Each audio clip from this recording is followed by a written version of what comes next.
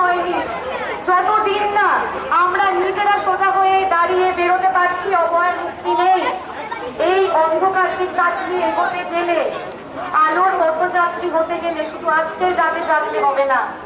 আজকে শুরু, এর আগেও শুরু হয়েছে, আজকে হয়তো আরো ব্যাপকভাবে শুরু হলো। আগামী যদি 100,000টা রাত জাগতে হয়, আমরা জাগবো। জাগবো তো? একদম। We want justice. We want justice. We want the